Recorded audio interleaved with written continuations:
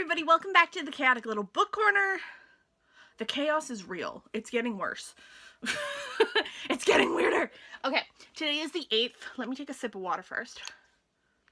I made myself lunch and it was like this ginger spicy Chinese thing, and I put some, I like spice, so I put some wasabi oil in it.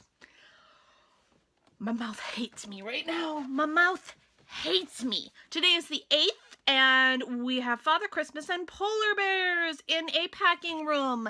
It's adorable. Can we just... It's adorable. It's so cute. I wish it would focus. Come on. It doesn't focus as well as I want it to. Alright, so today we're going to be talking about this, and I promised you guys a review. Spinifex Press. Okay. A feminist press publishing house in the area of Australia that focuses on feminist and text of the more obscure story. This is a poetry collection, and it's by Sandy Jeffs. It is called The Mad Poets Tea Party. I can't tell you whether or not I found this via Goodreads or it was my own madness at 2 in the morning surfing the internet because I couldn't sleep. I can't remember. But I found this randomly, and I wrote Spinifex Press and I requested it for review. And I didn't hear from them, so I purchased it because I was damned if I was not going to have this poetry collection. And they wrote me back like a week after that, after I'd received the book. Oh, so maybe it was like a few weeks after that. So they wrote me back after a time, and they said they would send it to me. So I received it for review, and I also have a copy that I purchased myself.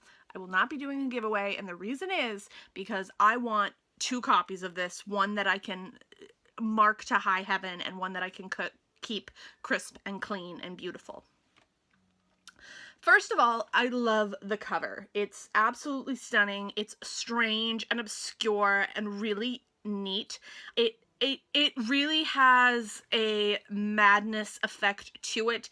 So you have like random legs under the table, random shoes and feet, and a bunny sitting in the corner, and Alice and the rabbit, and then some tea. And it's just a very obscure idea of Alice. Now, for me, Alice in Wonderland is a very intense experience, and I have my own ideas of what Alice in Wonderland could be to a person who is suffering from mental illness and madness, and like how it could be transformed into a metaphor of the insanity of a human mind. However, I know that this really has a lot, like Alice in Wonderland has a lot to do with drugs and stuff like that, so it's hard because the feeling of being high or on cocaine or anything like that, all of those things that people take drugs to feel are very similar to the feeling of madness that a lot of people suffer from in mental illness and then try and get away from it. It's really weird. Anyway, this poetry collection is a dive into 4 decades of this woman's life with madness and voices and experience with medication and with hospitals, and it's absolutely insane, beautiful, strange, obscure, confusing, dark, and eloquent. I really enjoyed quite a few poetry collections this year, but so far I think this is my favorite, and I think it may be my favorite of all time. It is partially because it's Alice in Wonderland themed, but it's also because of the chaos that ensues within each poem. I just want you to understand a few things. Now, first of all, the poems that she writes are very much maddening and confusing and strange, and it's hard to define them. And they're very beautiful, but if you have never had a moment of madness, they almost seem like they make no sense. But in fact, to me, they make perfect sense. Sensing madness. Fateful days beckon, she loses herself to the losing of her senses. Tastes and tingles with poison, hideous sounds sear in her ears. Eyes are filled with the Madonna and the mirror in the home of the hag. This is the time of dark, and inglorious days, as the world looks away while her senses sense insane nonsense. That's the kind of poetry you will be reading in this. It is very strange.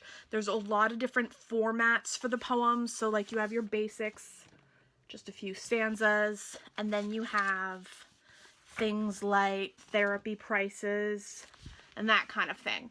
So it is really, really intense and very, very dark, but it's really a beautiful depiction of madness, of insanity, and of the stress of mental illness that a lot of people are unable to fathom when they are neurotypical, because a person with a neurotypical brain can only understand so much of what a brain with mental illness feels like and sounds like. They can empathize all they want. They can try and give sympathy and love and care, and they should, but it's very hard to understand where we're coming from with mental illness and where we are going with mental illness. It's hard to explain crisis. It's hard to explain panic. It's hard to explain devastation when we can't explain it to you because it's not... we don't experience it the way that most people do. We don't experience it in a very cut and dry way. We experience it in a more obscure and chaotic and hard and dark and fearful way. So it's really, really, really important to try and grasp that people, when they are struggling with mental illness, have such a different brain than the neurotypical person. So this really demonstrates that beautifully. I absolutely love it. I highly recommend you pick it up if you get a chance. Go out. I will link Spinifex Press down below, and I will link you to their direct page, because regardless of the fact that they are a little pricier, because at least to here they were about $15 in Australia. I don't know what the shipping would be to the UK, but for here it was about another $15, so it was like 30 bucks. But I still bought it because it was the right thing to do. It's the right publisher. It's the right publication house to support. They have a really good message and a really good foundation, and they really have a great story behind them. So go support them, give them a little bit of a shout out, and let them know I sent you. I will see you guys very soon, actually tomorrow. Bye.